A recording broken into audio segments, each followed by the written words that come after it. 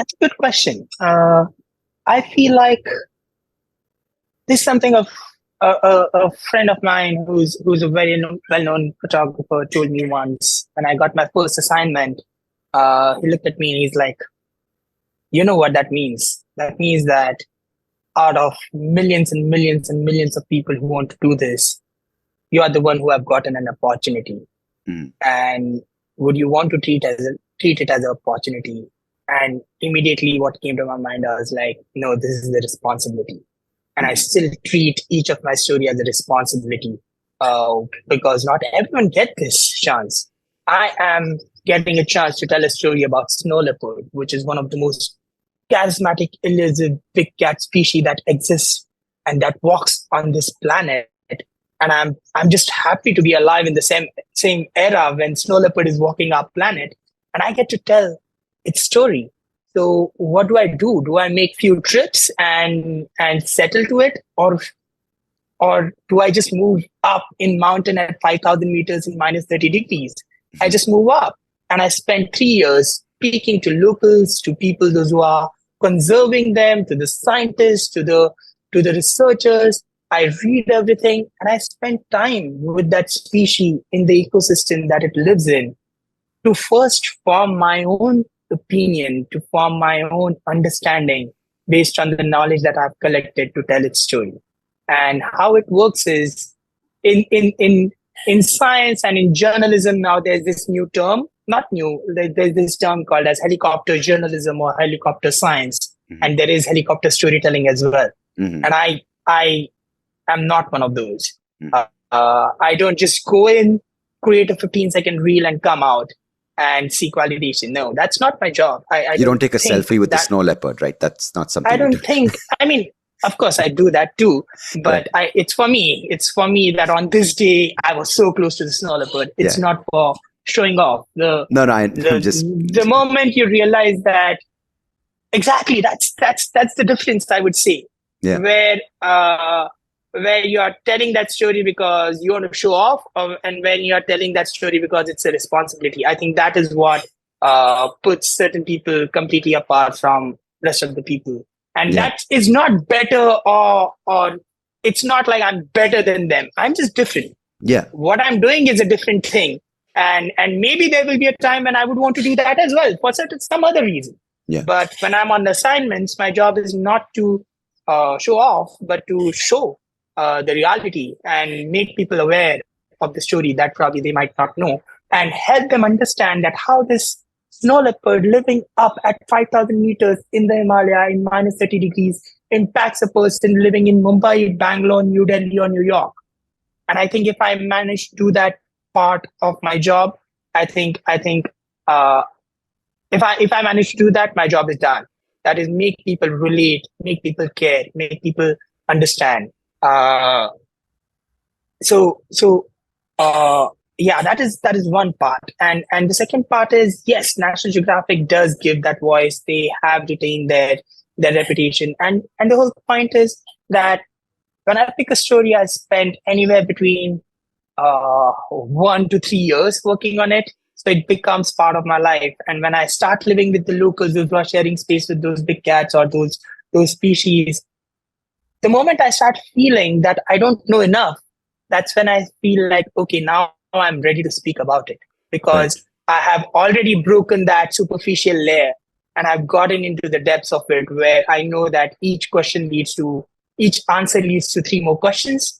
I think that's when I'm comfortable that, hey, this is what we found. This is what I found. This is what we have no clue about. That's one thing. The second thing, when I'm doing these stories, which probably sets me or sets my kind of people apart, is that we really have people included in these stories. That when my story is ready, I usually probably show it to the people, those who are living with those species. They are the first viewers of it.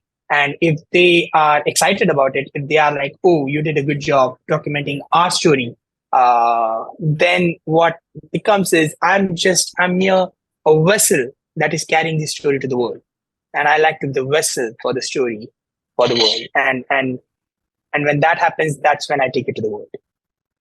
I'm not sure if I answered your question. No, I think you did, because I thought it was on the similar lines. No, I think you did, because I'm quite fascinated, right, by this world which I'm not privy to because of the circumstances. I live in the city. I was raised in the city, and I think I'm thankful for the life I have. But it's alien to me what you're talking about. I have, of course, been to Bandipur. I've been to Nagarhole. I've been on these wildlife safaris, and in some way, it's a glimpse of a world which I'm not a part of. But again, reading Wilbur Smith's books and his accounts of Africa, it's glorious, right? But again, it's very easy to sit here listening to it in Bangalore in the comfort of my home with the fan on, the air conditioning on, without bugs biting me. And it's lovely that I have the opportunity to read and listen, and maybe even go on a 4-day holiday in one of these places which has been set up on the fringes of the forest. But when we are sitting here as armchair philosophers, armchair environmentalists in the city, especially in the cities across the world, we are driven into sort of a frenzy by the media, right? But especially with now the idea of global warming, climate change, and the impact that human activities and human impact on environment. And as a result, again, we form into teams, right? Pro, anti, deniers, various kinds of groups. But when you go into these environments for various projects, and I want to ask you also how you pick these projects later, when you meet the people on the front lines of human-wildlife conflict, or human the impact of, say, factories and CO2 levels on their environment, where there's a lot of topsoil removal, or there's a lot of these things happening in various climates, right? On the hills, there's certain things going on. People on the coast experience certain things. And again, this is from me coming as a layperson. What is the real impact on ground to animal species, to wildlife species, to plant species? From your eyes, what have you witnessed over the past 20 years? First things first, just because you're living in Bangalore or I'm living in Nagpur, Bangalore, wherever, in Delhi, does not mean that I'm completely removed from these species and these ecosystems. Right. Your life in Bangalore and my life in Nagpur, Delhi is better because of these ecosystems. The air we breathe comes from these ecosystems. The water we drink, most of the major rivers originate in these ecosystems. And these ecosystems are part of the species, and the species are part of those ecosystems. And what we do in cities, may it be New Delhi or New York, impacts these ecosystems. So we are all connected. I think the first thing we really need to know is we are not some individuals living in a silos on this planet. We are all connected. The day I was born, I have become a carbon footprint. And I can't unborn myself, but I can choose to live a certain life where I'm trying to be mindful about it. Does not mean that I have to stop living. Does not mean that. It does not mean that that I know that there are pro and there are con, and there are people who are against it. There's nothing to be against that the planet is warming up. That climate is changing. There is hard data collected by scientists over decades, which clearly shows that climate is changing. If you do not accept it, you really need to read up and accept that you're choosing not to accept it, which is fine as well. Yeah. But no one can come with the data to denounce this anymore, because 99.99% of the global science community agrees that climate is changing, and that is because of human intervention. It is because of human activity. It's not some natural causes. Yes, in the past, when you look at evolutionary timescale, climate and climate has changed on our planet at different times, but not at the pace at which it is changing right now. The pace at which it is changing right now, post-industrialization, is entirely because of us. And if we don't want to accept it, it's still going to impact us. We accept it or not accept it. That's the reality. And as much as it is impacting us, it is definitely impacting the species. There's a report which shows that there have been 50% of the species that existed have gone extinct in the last 500 years Wow. that existed on our planet before. I think the number is much higher. I'm saying this conservatively just because I don't remember the exact number. In last 20 years, since I've started working and since I've started documenting this, I myself have seen forests go away, which I had photographed 15 years ago. I myself have witnessed it. I have witnessed species going extinct that I had photographed 12 years ago, and that species probably is not there on this planet today. So yes, it is. It is scary.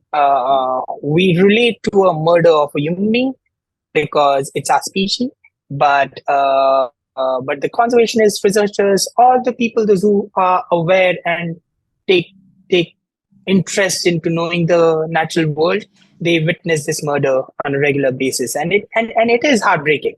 At the same time, I'm one of those hopelessly hopeful kind of people, and I like to believe that that yes, we have messed up, but at the same time, I like to believe that we as a species are going to make a difference. We are the one who screwed it up. We are the one who are going to fix it. And it is going to take time.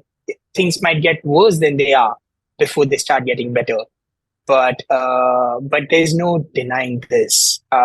And yes, the wildlife does not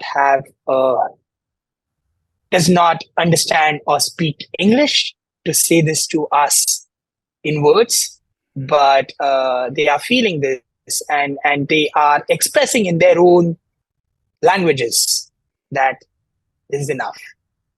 And that's I think the most important thing, which I think you addressed, besides, of course, the fact that every life form will express in its own way when it's experiencing distress, or when it's facing extinction, or when it's facing adverse conditions. And I think people like you are the voice in some way, the representatives to the human beings, because of course it's not all about us, but we are the ones causing the activities that are contributing to such rapid change, on the environment around us. But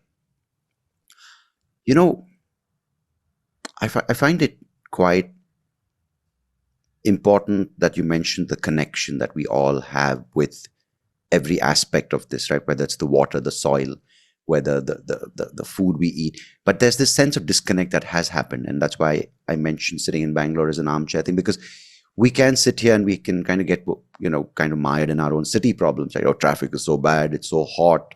Why is the current gone? There's no power for, 24 hours.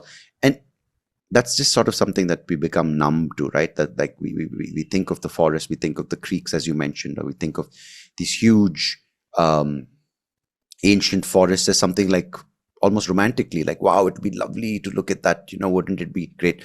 But clearly, as a person who would love to be a part of something where we can restore this, just for the sake of the fact that it is something so rich and part of our planet, I find it confusing, because we certain actions of ours, unknowingly or knowingly by certain people, have caused this thing, right? Whether it's deep sea mining, whether it's deforestation for timber, whether it's deforestation for mineral mining, whatever it may be. But since we know this now, why are we consciously committing acts of mass murder, if you want to call it? Like, I don't know if this is connected to your work, but I was reading about the practice of the grind, as they call it, in the what islands are those near Denmark, in the Faroe Islands, and I'm sure you've heard of even the whaling in Japan, right, where they go with pilot whale hunting or dolphin hunting. So while we're already doing so much damage, why are we consciously not preventing these? Because we use things like, oh, it's a part of their culture, it's a part of their thing. But while there's so much unconscious damage happening through these large-scale industry, can we at least in some way reduce the intentional harm we're causing? I think that's a very good question. When you said that there are certain people, I want to come on record and say this, and I've been very mindful when I say this, that I don't do